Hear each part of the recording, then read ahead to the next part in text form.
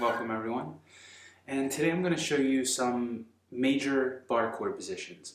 So there's only two main ones that you have to know really. They're all movable, so it's the same position. It's one fingering on your hand, and then you can move it up and down and change the notes depending on that. Okay? So the first one is going to be starting with the bass note on the sixth string, right? The thickest string. So open. We know the E, open E position, right? We talked about that in the open chords, open major chords video. So it's pretty much using your first finger to be this nut here, this white part, that's when it's open, right? So if you were playing an E, it would be like that, right? But we play it like this because it's open. So what you're doing essentially is playing the same fingering as the E that we play, and then sliding it up. So if it's an F, on the first fret is an F note, right? So you bar the whole first fret with your first finger. And it can help, it takes a lot of strength in the hands to bar this, right? That's something you have to build up. A lot of times there's a lot of discomfort and building up of this muscle in your thumb here. So you can put your second finger on top of your first finger if you like, right? Sometimes if you're not using the second finger to help press down. But if you are using the second finger, which we will be for this bar chord, you're going to have to really practice and press down with that. It's easier to practice higher up because the strings are a little bit easier to press down, they're not as close to the nut. So if you want to start up here on the 5th fret and then move back down, gradually moving down. So anyway, I'll show you up here. This would be an A note on the 5th fret of the 6th string. So we're going to bar the whole 5th fret. See? So first thing you could do is just practice pressing down and getting all the notes clean like that. Then we're going to bring the second finger on the 3rd string on the 6th fret. Okay, so the one right next to the 5th. Then we're going to bring the 3rd finger on the 5th string on the 7th fret, so 2 frets away from your barred finger. And then the 4th finger on the 4th string on the 3rd fret. That's going to be just underneath the 3rd finger. Okay? And this is the position. The position is 5th fret, and you can do this in any position, on any bar, on any fret for any note. So it's going to be 6th string is the first finger on the 5th fret, then 5th string, 3rd finger, 7th fret, 4th string, 4th finger, 7th fret, 3rd string, 2nd finger, 6th fret. Then the 2nd string and the 1st string are both pressed down by the 1st finger on the 5th fret. Okay? And then keep practicing that, getting it clean, getting it clean. And then you can begin to slowly move down, right? And go down all the chords. So again, this is going to take building some strength in this muscle in your thumb here, pressing against the back of the neck. People play these differently. Usually what people recommend, the way I play them, is press your thumb straight into the center of the back of the neck here. Roll your arm under, right? So that it feels comfortable for your wrist. And this takes some playing around with. If you feel any discomfort in your wrist, any pain in your wrist, I'll put a link to exercises and massages you can do for your wrists, right? To loosen them up first, some stretching and self-massaging. That really helps, especially if you start to get any discomfort in your wrists or pain in your wrists while playing these. Go to that video, it's free, it's on my other YouTube channel for yoga. So you can just do that before you practice it to increase the length and flexibility in your wrist. You can also do it afterwards, okay? And you can just choose a few exercises that feel good for you and take them from it and practice those just before or afterwards, all right? So this is the first position. The second position I'm going to show you, this one's much more difficult to play. And to be honest with you, most of the time, I don't think I play every note in this chord.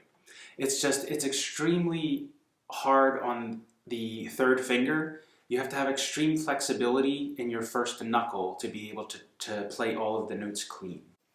So this is with the bass note on the 5th string.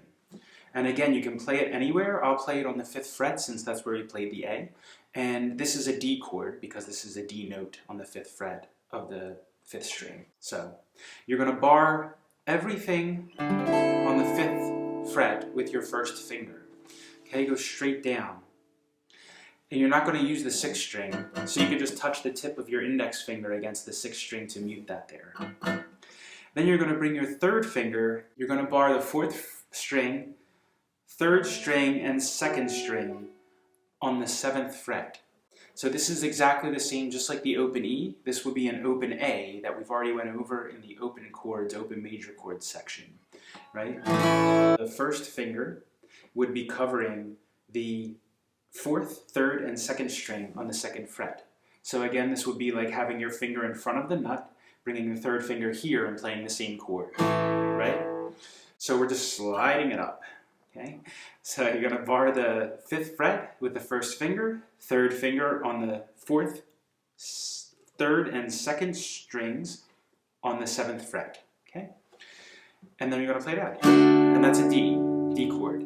So what I was talking about earlier is that you have to have a lot of flexibility in your first knuckle here on the 3rd finger to be able to lift it and still play this bottom note and hear it, okay, while playing the other ones, okay?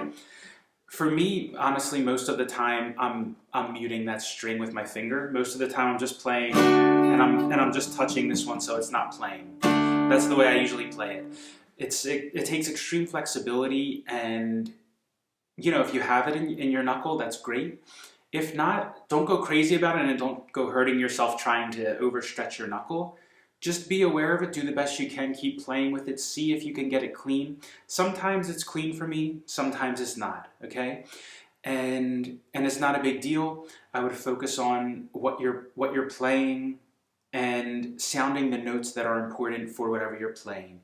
In other words, if you're using the bottom string, you're using that voicing for some reason, then focus on keeping that open so you can make that sound, right? If you're just doing power chords or something, like so where you're just using the top in rock or something like that, it doesn't really matter if the bottom string sounds, especially if you're not really focusing on the bottom strings, the high voicings on the other chords, okay? So I would practice these all the way up the neck, all the way down the neck in every key, obviously, right? Just like the other chords. If you've looked at the introduction to finger picking that I showed you, you can start playing with those finger picking patterns with these chords as well, right? And as always, put the time into it, get it nice and clean as you can, and keep going up, seeing, you know, if you hear something dirty, come back, look at it, see what you're doing incorrectly, see what's hitting, see what's rubbing, and then it's usually going to be one of your fingers again, right, touching the other strings, or not pressing hard enough, especially with this first finger at first, okay? So once you do that, you get them clean, then go all the way up and down the neck, come down to the 5th fret, all the way up and down the neck. Again, practice the finger picking with it, add all of these exercises that I have on the other videos together. Okay? Keep practicing everything together so you can keep improving. And again, if you get frustrated with this, if your hand gets sore, tired, take a break, take a day off, you know, let it get better, let yourself feel confident again, and then come back and approach it fresh. Right? Try not to play irritated or aggravated. Okay? Everything takes time, everything takes practice. All right, so that's it. 2 simple positions that you can use for any chord. You can play that in any key all the way up and down the neck. And just so you know, this is also a wonderful thing to have, a capo. This acts as your first finger. It's exactly all it's doing, right? So if you put this on the 5th fret, you could play like an E. It would be the same thing, right? This would be an A chord though, because it would be on the 5th fret, obviously. And the A chord that we would play down at the bottom, this would be a D chord. Same thing we just did with the bars, okay? So this thing's wonderful to save you some muscular exertion in your thumb. All right, guys. So thanks for tuning in. And if you have any questions, anything you'd like to work on, any tutorials you'd like to see, any lessons, anything like that, just feel free to comment and I'll take a look at it and see what I can do, all right? So happy practicing, guys. Make sure you do something enjoyable and enjoy your practice. And I'll see you next time. Thanks for tuning in.